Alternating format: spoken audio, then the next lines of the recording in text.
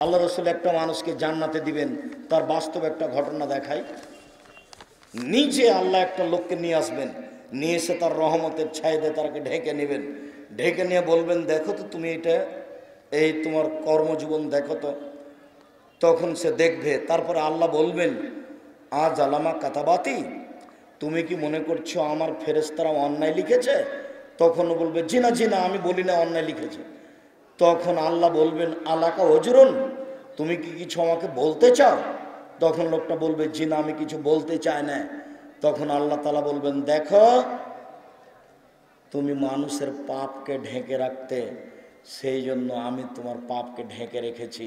তোমার পাপকে কাউকে দেখতে দিব না, তুমি জান্নাতে চলে যাও। মানুষের পিছনে পড়বেন না কোনো দিন। দল করতে গেলে, সংগঠন করতে গেলে মানুষ আর একজনের বদনাম করে, তার ঢেকে রাখা দোষগুলিকে উল্লেখ করে। আমি বুঝাতে পারিনি। আবার দেখেন, এদিকে দেখেন, বিচারের মাঠে লোকটাকে আল্লাহ নিয়ে আসবেন, নিয়ে এসে বলবেন, দেখো তো তোমার এগুলো কর্ম। তখনও বলবে, জি এগুলো আমারই কর্ম। তখন আল্লাহ বলবেন, ফেরেশতারা কি অন্যায় লিখেছে? তখন লোকটি বলবে, জি না অন্যায় লিখেনি। তখন আল্লাহ বলবেন, তুমি কি আমাকে কিছু বলতে চাও? তখন লোকটি বলবে, জি না কিছু আমি বলতে চাই না। তখন আল্লাহ বলবেন, দেখো তুমি মানুষের পাপকে ঢেকে রেখেছিলে, মানুষের সামনে প্রকাশ করনি, লোকটাকে অপমান করনি, সেই জন্য আমি আল্লাহ তোমার পাপকে কাউকে দেখতে দিব না। মানুষে যদি তুমি পাপ ঢেকে রাখতে পারো, আমি আল্লাহ তোমাকে ক্ষমা করে দিতে পারি। যাও, তোমাকে জাতির সামনে অপমান করলাম না। মান সাতারা মুসলিমান সাতারাহুল্লাহ ফিদ দুনিয়া ওয়াল আখিরাহ। কেউ যদি দুনিয়াতে মানুষের পাপ ঢেকে রাখে, আল্লাহ বিচারের মাঠে তার পাপকে ঢেকে রাখবেন, কাউকে দেখতে দিবেন না। একজন মানুষ আর একজন মানুষের পক্ষে থাকবে, এইভাবে এই কথা রাসূল সাল্লাল্লাহু আলাইহি ওয়াসাল্লাম বলেন। শিষ্টাচার, যেদিন শিষ্টাচারের আলোচনা হবে, সেদিন এই আলোচনাগুলি বিস্তারিত থাকবে। সম্মানিত দিনী ভাই বোন, বলছিলাম আল্লাহর নবী বললেন, ফাত্তাকু দুনিয়া ওয়াত্তাকুন নিসা। পৃথিবীর মানুষ, তোমরা দুনিয়া থেকে বেঁচে থাকো এবং নারী থেকে বেঁচে থাকো। নারী হচ্ছে পুরুষের জন্য সবচেয়ে বিপজ্জনক বস্তু। আব্দুল্লাহ ইবনে মাসউদ রাদিয়াল্লাহু তাআলা আনহু বলেন, রাসূল সাল্লাল্লাহু আলাইহি সাল্লাম বলেছেন, মা তারাকতু বাদি ফিতনাতান আজরাল রিজাল মিনান নিসায়ে। আমার জীবনে ছাড়িনি কোন বস্তু যেটা পুরুষের জন্য বেশি বিপজ্জনক হতে পারে নারীদের চেয়ে। আমার জীবনে আমি ছাড়িনি কোনো বস্তু যেটা পুরুষের জন্য বেশি বিপজ্জনক হতে পারে নারীদের চেয়ে। আমার জীবনে আমি ছাড়িনি কোনো বস্তু যেটা পুরুষের জন্য বেশি বিপজ্জনক হতে পারে নারীদের চেয়ে। নারী হচ্ছে পুরুষের জন্য বেশি বিপজ্জনক বস্তু। এক মিনিট, এর বাস্তবতা দেখায়। এক মিনিট খেয়াল করবেন। আবু সাঈদ খুদরি রাদিয়াল্লাহু তাআলা আনহু বলেন, খারাজা রাসূলুল্লাহ সাল্লাল্লাহু আলাইহি ওয়াসাল্লাম ফিতর নওয়াজের আল মুসাল্লাহ। একদা আল্লাহর নবী ঈদুল ফিতরে অথবা ঈদুল আজহাতে বাড়ি থেকে বের হয়ে ঈদের মাঠে গেলেন। সুমার আল নিসায়ে, পুরুষের সামনে বক্তব্য দেওয়ার পরে মহিলাদের সামনে বক্তব্য দিতে গেলেন। তখন তিনি বলছেন, ইয়া মাশারা নিসায়ে তাসাদ্দাকনা ফাইনি উরিতুকুন্না আকসারা আহলিন নারে। শোনো মহিলার দলেরা, শোনো উপস্থিত মহিলারা, তোমরা দান করো, আমি তোমাদেরকে বেশিরভাগ জাহান্নামে দেখছি। জাহান্নাম বলতে নারী আর নারী, জাহান্নাম বলতে নারী আর নারী, আমি তোমাদেরকে বেশিরভাগ জাহান্নামে দেখছি। কুলনা অবিমা ইয়া রাসূলুল্লাহ। মদিনার মহিলারা বলল, আল্লাহর নবী, কেন মহিলারা বেশি জাহান্নামে যাবে, তার কারণ কি? তখন আল্লাহ রাসূল তিনটা কথা বললেন। এই ছেলে, সিরিয়াল তুমি কথা ধরে রাখবা। এক, তুকসিরনাল লানা, মহিলারা বেশি অভিশাপ করে। যখন তখন যে সেই কথার পিছনে লেগে যায়, ছোট কথার পিছনে লেগে যায়, বদনাম করে, এই সেই কথায় জড়িয়ে যায়, সেই কারণে ওরা বেশি জাহান্নামে যাবে। দুই, একফুরনা নাসিরা, স্বামীকে মেনে চলে না, স্বামীকে মেনে চলে না, এই জন্য তারা বেশি জাহান্নামে যাবে। তিন, মারা আইতমিন নাকাসা তাকলিন দিনিন আযাবাল রব্বিল রাজুলিল হাজেম। আমি আমার জীবনে দেখিনি কোনো নারীকে, তোমাদের চেয়ে কাউকে, যে বুদ্ধিমানের বুদ্ধিকে নষ্ট করতে পারো। ও নারী জাতি, তোমরা এমন জাতি যে বুদ্ধিমানের বুদ্ধিকে নষ্ট করতে পারো? ও নারী জাতি, তোমরা এমন জাতি যে বুদ্ধিমানের বুদ্ধিকে নষ্ট করতে পারো। আমি দেখিনি কাউকে যে বুদ্ধিমানের বুদ্ধিকে নষ্ট করতে পারে তোমাদের চেয়ে কেউ। তোমরা এমন জাতি যে বুদ্ধিমানের বুদ্ধিকে নষ্ট করতে পারো। একবার যদি আপনার চোখের সামনে হেসে ওঠে তাহলে আপনার বুদ্ধি অর্ধেক কমে যাবে। একবার গাড়িতে উঠে যদি একটু হেসে বলে যে ভাইয়া বসেন, তাহলে আপনি যতক্ষণ পর্যন্ত গাড়ি থেকে না নেমেছেন বা ও না নেমেছে ততক্ষণ পর্যন্ত কথা বলতে বন্ধ করতে পারবেন না। একটু পরে বলবেন তোমার নাম কি, একটু পরে বলবেন তুমি কোন ক্লাসে পড়ো, একটু পরে বলবেন তোমার বিবাহ শাদী হয়েছে কি না। তার মানে এক হাসি দিয়ে আপনাকে পাগল বানিয়েছে। এ কথা আমি বলিনি, এই কথা মোহাম্মদ সাল্লাল্লাহু আলাইহি ওয়াসাল্লাম বলছেন। উপস্থিত দিনই বৈঠকের দিনই বোন, আমি এই কথা বলে আপনার আমি অপমান করতে চাইনি। আব্দুল্লাহ ইবনে মাসউদ রাদিয়াল্লাহু তাআলা আনহু বলেন, পৃথিবীর মহিলা তোমরা শুনে রাখো, ইন্নাল মারাতা তুবল ফি সুরাতি শয়তান ওয়া তুদবিরু ফি সুরাতি শয়তান। নিশ্চয় মহিলারা শয়তানের বেশ ধরে আসে, নিশ্চয় মহিলারা শয়তানের বেশ ধরে যায়, নিশ্চয় মহিলারা শয়তানের বেশ ধরে আসে, নিশ্চয় মহিলারা শয়তানের বেশ ধরে যায়, নিশ্চয় মহিলারা শয়তানের বেশ ধরে আসে, নিশ্চয় মহিলারা শয়তানের বেশ ধরে যায়। আব্দুর রাজ্জাক সাহেব থামেন, আপনাকে অনেক ভালোবাসি, আপনার বক্তব্য শুনতে এসেছি। শয়তানের বেশ ধরে আসেনি, শয়তানের বেশ ধরে যেতে চাইনি। আপনাকে অনেক ভালোবাসি, খাটো করবেন না, অপমান করবেন না। আপনাকে খাটো করিনি, অপমানও করিনি, আপনাকে খাদিজার মতো মনে করি। আপনাকে খাটো করব কেন, অপমান করব কেন? আপনাকে তো আমি খাদিজার মতো মনে করি। দেখবেন এক মিনিট দেখেন আপনি খাদিজা কাকে বলে। এই যে দেখেন, আমার দিকে দেখেন। আবু হুরায়রা রাদিয়াল্লাহু তাআলা আনহু বলেন, যা জিবরাইল ইলা নবী সাল্লাল্লাহু আলাইহি সাল্লাম, জিবরাইল আল্লাহর নবীর কাছে আসলেন, এসে বলছেন হাজিহি খাদিজা, এই যে খাদিজা, মাআহা এনাউন, তার হাতে আছে একটা বাটি, ফিহে এদামুন তাম, তাতে আছে খাদ্য, তাতে আছে তরকারি, তাতে আছে খাদ্য, তাতে আছে তরকারি। এই যে খাদিজা আপনার কাছে আসছে। বলেন তো কে বলছেন কথাগুলি? জিবরাইল আলাইহিস সালাম বলছেন। কাকে বলছেন? আমাদের নবী মুহাম্মদ সাল্লাল্লাহু আলাইহি ওয়াসাল্লামকে বলছেন।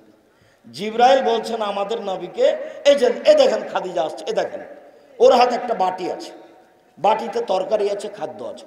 শোনেন, ফাইজা আতাতে লাইকা, ও যখন আপনার পাশে চলে আসবে তখন আপনি তাকে বলবেন, খাদিজা ফাকরা আলাইহা আলাইকা সালাম মিন রাব্বিহা আলাইহা সালাম মিন রাব্বিহা মিন্নি।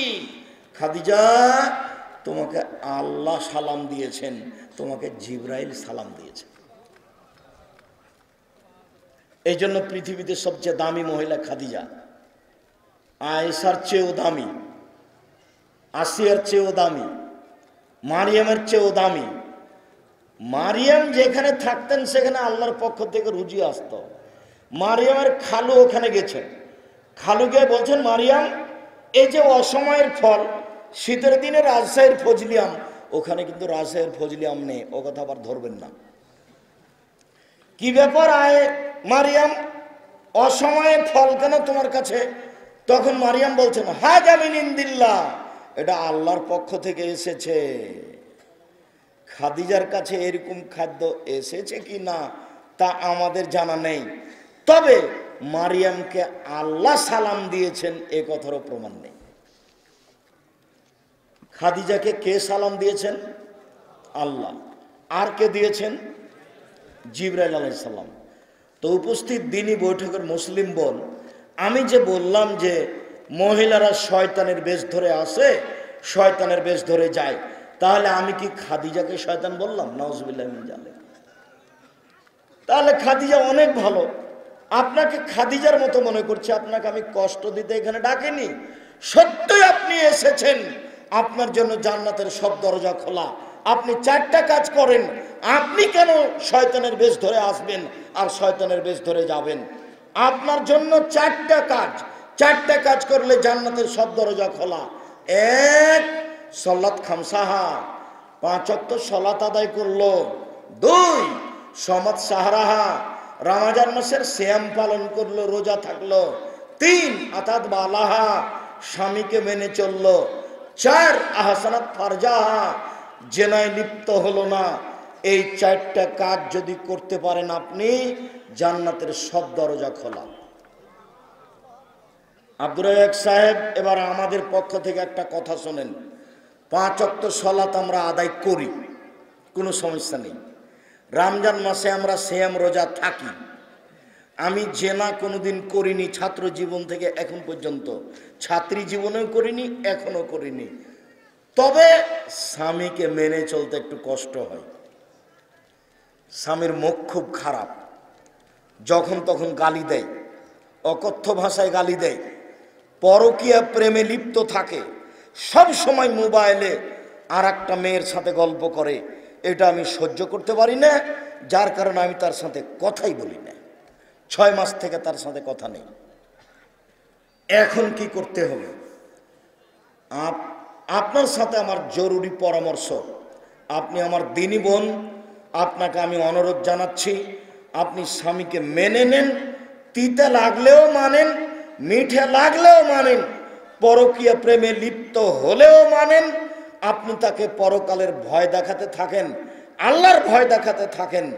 প্রেম প্রীতির গল্প কারোর সাথে করলেও মানেন, মেনেই নেন, জান্নাত হবে। যদি আপনি মানতে না পারেন শেষ পর্যন্ত, তাহলে সংসার ত্যাগ করতে হবে, খোলা তালাক নিয়ে নিতে হবে। কোনো সমস্যা নেই। কাজীর কাছে গিয়ে, চেয়ারম্যানের কাছে গিয়ে, মেম্বারের কাছে গিয়ে বলবেন আমি আমার স্বামীর ভাত খাবো না, ভিন্ন করার ব্যবস্থা করে দেন। ও তখন একটা খোলা তালাক লিখে দিয়ে চেয়ারম্যানের সিগনেচার নিয়ে, আপনার সিগনেচার নিয়ে তার স্বামীর কাছে পাঠিয়ে দিবে। আপনি তাকে খোলা হিসেবে তালাক দিয়ে দিলেন, কোনো সমস্যা নেই। আপনি 100 স্বাধীন।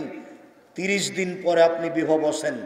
মনে রাখবেন, স্বামী যদি তালাক দেয় তাহলে বিবাহ বসতে পাবেন না 90 দিন। আর যদি আপনি নিজে নিজে তালাক নেন, যার নাম খোলা তালাক, তাহলে আপনি বিবাহ বসতে পাবেন না 30 দিন। কথা বোঝা গেল না? যে যদি স্বামী তালাক দেয় তাহলে স্ত্রী বিবাহ বসতে কতদিন পাবে না? 90 দিন। যদি স্ত্রী নিজে নিজে তালাক নেয়, খোলা তালাক, তাহলে বিবাহ কতদিন বসতে পাবে না? 30 দিন, যার নাম খোলা তালাক। 30 দিন পরে আপনি অন্য জায়গায় বিবাহ বসেন। আপনাকে আমি বারংবার বলছি, আপনি আমার দিনী বোন, আপনার স্বামী 1 গ্লাস পানি চাইলো, আপনি নানান অজুহাতে তার সাথে কথা বলেন না। 1 গ্লাস পানি নিয়ে আসলেও সামনে থ্যাকস করে রেখে দিয়ে ওইদিকে চলে যান। এই জীবন চলবে না। আপনাকে আমি অনুরোধ জানাচ্ছি, আপনি মেনে নেন, জান্নাত হবে ইনশাআল্লাহ। আর আপনি বলতে থাকেন সে ফিরে আসবে। 4টা কাজ করলে জান্নাতের সব দরজা খোলা। 1, 5 ওয়াক্ত সালাত। 2, রমজান মাসের সিয়াম। 3, স্বামীকে মেনে চলা। 4, জেনায় লিপ্ত না হওয়া। আব্দুর রাজ্জাক সাহেব, 1, 5 ওয়াক্ত সালাত আদায় করি। 2, রমজান মাসের সিয়াম থাকি। 3, স্বামীকে মেনে চলি। 2 জনের সাথে ভালোবাসা ভালোই আছে, কোনো সমস্যা নেই। 4, ছাত্রী জীবনে জেনা হয়েছিল, কি করা যায়? এখন খুব খারাপ লাগে, কান্নাকাটি করি, মনে খুব কষ্ট পাই, কি করা যায়? তাহলে কি আমাদের জন্য জান্নাত খোলা নেই? কে বলছে খোলা নেই? অবশ্যই খোলা আছে। শুধু খোলা কেন, আপনি যদি তোবা করতে পারেন, জেনা বন্ধ করতে পারেন, অশ্লীল কাজ করতে বন্ধ করতে পারেন, তাহলে পৃথিবীতে যে কোনো বিপদ থেকে বেঁচে যাবেন, যে কোনো বিপদ থেকে বেঁচে যাবেন। প্রমাণ ওই যে মনে আছে, ওই যে যখন তখন বলে থাকে, ওই যে 3 জন লোক রাস্তায় হাঁটছিল, হাঁটতে হাঁটতে বৃষ্টি আসলো, তখন তারা একটা পাহাড়ের গর্তে ঢুকে গেল। ঢুকতেই একটা বড় পাথর পাহাড়ের মুখের উপরে সে পড়ে গেল, ওটা তো সরাতে পারবে না। তখন একজন বলছে, আল্লাহ, আমার বাপ মাকে আমি ভালোবাসি, একটু পাথরটা সরিয়ে দেন। তো আল্লাহ বললেন, ঠিক আছে, দিলাম। আরেকজন লোক বলল, আল্লাহ, আমি একটা লোককে কাজে নিয়েছিলাম, অর্ধেক দিন কাজ করলো, মনটা খারাপ করে চলে যাচ্ছে। আমি বললাম, দেখো, অর্ধেক দিনের টাকা নেও। সে নিল না। আমি তার টাকা দিয়ে গরু ছাগল করলাম অনেক দিন পরে এসে বলছে, আমাকে অর্ধেক দিনের টাকা দেন। আমি বললাম, গরু ছাগল নিয়ে যাও। আমাকে বলছে, মজাক করবেন না, অর্ধেক দিনের টাকা দেন। আমি বললাম, তোমার সাথে মজাক করিনি, তুমি অর্ধেক দিনেরটা সব নিয়ে যাও। সব নিয়ে চলে গেল। যদি তোমাকে সন্তুষ্ট করার জন্য করে থাকি, পাথরটা সরিয়ে দাও। তো আল্লাহ বললেন, দিলাম। 3য় জন বলল, আল্লাহ, আমার একটা চাচাতো বোন ছিল, খুব সুন্দরী, আমি তার সাথে জেনা করতে চেয়েছিলাম। আমি গরিব মানুষ, দেখেও বলেছিল 100টা স্বর্ণ মুদ্রা জমা করতে পারলে আমি তোর সাথে এই অন্যায় রাজি আছি। আমি হাড় ভাঙা পরিশ্রম করে 100টা স্বর্ণ মুদ্রা তার হাতে দিয়ে জেনা করতে বসেছি।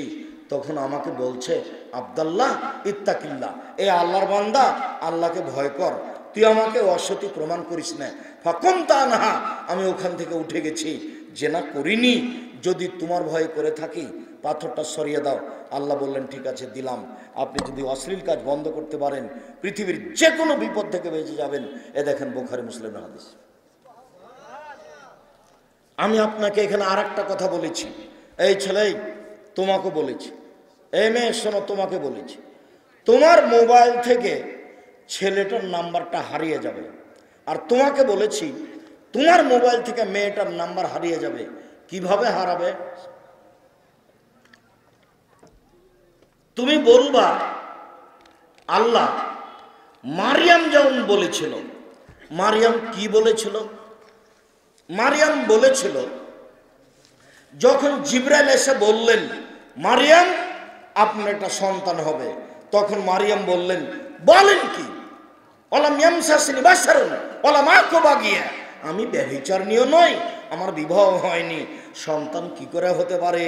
আমি ব্যভিচারিণীও নই, আমার বিবাহ হয়নি, সন্তান কি করে হতে পারে? শেষ পর্যন্ত হয়ে গেল। যখন সন্তান হয়ে গেল তখন আমি আল্লাহকে বললাম, আল্লাহ কুনতু নাসিয়া মানসিয়া, আমি এমন ভাবে পৃথিবীতে হারিয়ে যেতাম, কেউ না জানতো যে মারিয়াম কেটা, আমার নামটা কেউ না জানতো, আমি এভাবে হারিয়ে যেতে চাই। হায় হায় রে, নাউজুবিল্লাহ, আমি কি দিয়ে বুঝাবো জাতিকে? জাতি যখন বলবে তুমি সন্তান কোথায় পেলে? তুমি তো মসজিদে থাকো, বাইতুল মুকাদ্দাসে থাকো, তখন কখন তুমি জেনা করলে? তুমি তো খারাপ মেয়ে। আমি জাতিকে কি দিয়ে বুঝাবো? আমি বুঝাতে পারবো না, আমি জাতির সামনেই থাকবো না। আমি কুনতু নাসিয়া মানসিয়া, আমি একবারে জাতির কাছ থেকে হারিয়ে যেতে চাই, কেউ জানবে না, কারো মনে থাকবে না মারিয়াম কেটা, আমাকে এরকম করে দাও। তো আল্লাহ পাল্টা করে দিলেন, এমন করে দিলেন যে সবার মুখে ভালো, তাই না?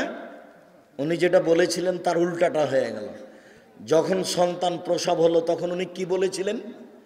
আমি জাতির কাছ থেকে কি হয়ে যেতে চাই? নাসিয়া মানসিয়া, মানে আমি যে মারিয়াম এটা যেন কারো জানা না থাকে, কেউ জানবে না পৃথিবীতে। তো তোমার ওই মেয়েটার মোবাইল নাম্বারটা এমন হয়ে যাবে তোমার কাছ থেকে যে জীবনে তুমি কোনোদিন এই নাম্বারে কথা বলোনি, এটা এরকম হয়ে যাবে। ওই নাম্বারটা তোমার কাছ থেকে এমনভাবে ভুলে যাবে, এখনই মিটিয়ে দাও, এখনই দাও। এই ছেলে, বক্তব্যের সাথে মুনাফিকি করো। তোমার মোবাইলে যেন আর কোনোদিন মেয়ের নাম্বার না থাকে। যত মেয়ের নাম্বার আছে তুমি সেগুলোকে বলো নাসিয়া মানসিয়া, আমি ওই নাম্বার ভুলে গেছি, জীবনে কোনোদিন মনে করবো না। তুমি যে কোনো বিপদ থেকে বেঁচে যাবা। আর একটা দেখো, এদিকে দেখো, উপস্থিত বৈঠকের মুসলিম বোন, আপনাকে বলছি, জেনা হয়েছে, চিন্তা করার কিছু নেই, তওবা করেন, কান্নাকাটি করেন, ক্ষমা হয়ে যাবে। বিচারের মাঠে আপনি বিশেষ ছায়াতলে থাকতে পাবেন। ওই যে 7 শ্রেণীর মানুষ বিশেষ ছায়াতলে থাকবে, তার এক শ্রেণীর মানুষ কোনো সম্ভ্রান্ত পরিবারের মেয়ে জেনার কথা বলল, তখন লোকটি বলল, ইন্নী আখাফুল্লাহ, আমি আল্লাহকে ভয় করি, আমি জেনাতে রাজি নই। মহিলা মানুষ আপনি এই কথা আল্লাহকে বলেন, কান্নাকাটি করে বিচারের মাঠে বিশেষ ছায়াতলে থাকার জায়গা হবে। এই ছেলে, তোমাকে বলছি, তুমি আল্লাহকে বলো, বিচারের মাঠে তুমি বিশেষ ছায়া পাবা। শুধু তাই নয়, তোমার জন্য জান্নাতুল মাওয়া আছে। আল্লাহ তাআলা বলছেন, ওয়ানাহা নাফসা আনিল হাওয়া ফাইনাল জান্নাতা হিয়াল মাওয়া। পৃথিবীর মানুষ শুনে রেখো, যারা অশ্লীল কাজ বন্ধ করতে পারবে আমি আল্লাহ তাকে জান্নাতুল মাওয়া দিয়ে দিলাম। পৃথিবীর মানুষ শুনে রেখো, যারা অশ্লীল কাজ বন্ধ করতে পারবে আমি আল্লাহ তাদেরকে জান্নাতুল মাওয়া দিয়ে দিলাম। সম্মানিত দিনী ভাই বোন, আমি বলছিলাম, আব্দুল্লাহ ইবনে মাসউদ রাদিয়াল্লাহু তাআলা আনহু বলেন, রাসূল সাল্লাল্লাহু আলাইহি সাল্লাম বলেছেন, ইয়াকুমুদ দুখুল আলিন নিসায়ে, সাবধান, তোমরা মহিলাদের কাছে যায় না, গেলেই বিপদে পড়ে যাবা। সাবধান, তোমরা মহিলাদের কাছে যায় না, গেলেই বিপদে পড়ে যাবা। তখন একজন আনসারী বলছেন, আল্লাহর নবী, আলহামু, দেবর, তাহলে দেবর কি করবে? ও যে ভাবির সাথে থাকে খায়, তাহলে দেবর কি করবে? তখন আল্লাহ রাসূল বলছেন আল হামাল মউত, ভাবিকে দেবরকে মরণ ভয় করতে হবে মরণের মতো। মরণকে যেমন ভয় করে মানুষ, আসলো কি আসলো, কখন যে মরণ হবে, এরকম ভাবে দেবরকে ভয় করতে হবে। এই ছেলে, তোমার কথাটা মনে আছে কিনা দেখি, তোমাকে একটু স্মরণ করাই। এই যে কথাটা আমি তোমাকে বলছিলাম যে তোমার ভাবি বোরখা পরে, 5 ওয়াক্ত সালাত আদায় করে, তাহাজ্জুদ পড়ে, মাথায় কাপড় দিয়ে থাকে, তুমি যে ঘরে আছো সেই ঘরে হঠাৎ করে চলে গেছে, চলে গিয়ে দেখছে যে তুমি বসে আছো। তো তোমার ভাবি বলছে, আরে আহমদ, তোকেই তো খুঁজছি, তুই এতক্ষণ থেকে কোথায় ছিলি? তোমার ভাবি কিন্তু তাহাজ্জুদ পড়ে, বোরখা পরে, আর খুঁজতে গিয়ে তোমাকে বলছে যে তোকেই তো খুঁজছি, কোথায় গেছিলি? আরেকজন, এবার খালেদ, খালেদের ভাবি তাহাজ্জুদ পড়ে, বোরখা পরে। তো এই ঘরে যে খালেদ আছে তার জানা ছিল না, মাথায় কাপড় নেই তোমার ভাবির, তোমার ঘরে চলে এসেছে। চট করে তোমার ঘরে আসার সাথে সাথে উল্টা ফিরে গেছে, ছি ছি ছি ছি ছি ছি, আমার দেবরের ঘরে ছিল, আমি তো খেয়াল করিনি। ইন্নালিল্লাহ, আমার দেবর মনে হয় আমার মাথার চুল দেখে নিয়েছে, আমাকে মনে হয় খালি গায়ে দেখে নিয়েছে, ছি ছি ছি ছি। বলো তো এটা কি? এটা ঈমান। ঈমান যত বেশি হবে পাপ তত কম হবে, ঈমান যত কম হবে পাপ তত বেশি হবে। লোকটা তাহাজ্জুদও পড়ে আর ল্যাংটা মেয়ে টিভিতে দেখে, তাহলে ঈমান কোথায় গেল? তোমার ভাবি তাহাজ্জুদও পড়ে, দেবরের সাথে গল্প করে, তোমার ভাই যখন থাকে না সাথে চলে আসতে হবে। কেন?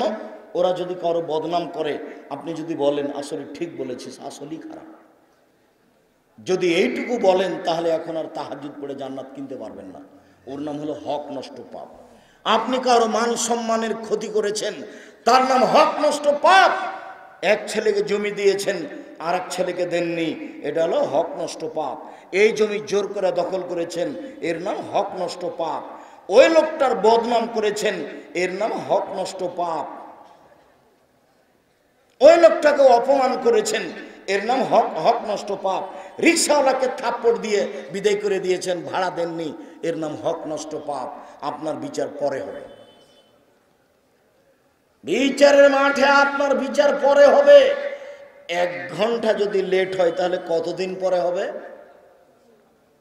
50,000 বছর। একদিন যদি লেট হয় তাহলে 50,000 বছর। 3 দিন যদি লেট হয় তাহলে কতদিন পরে বিচার হবে? 1.5 লক্ষ বছর। অথচ একজন ভালো মানুষের বিচারের সময়সীমা কতটুকু? 1 ওয়াক্ত ফরজ সালাতের সমান। একজন ভালো মানুষের বিচারের সময়সীমা কতটুকু? 1 ওয়াক্ত ফরজ সালাতের আদায়ের সমান। ধরে নিলাম মাগরিবের সালাত 5 থেকে 7 মিনিট সময়ে একটা মানুষের বিচার শেষ হয়ে যাবে। আর এ রিক্সাওয়ালাকে একটা থাপ্পড় মেরেছে, এই জন্য এর বিচার দেরি হবে, এখন জালেম।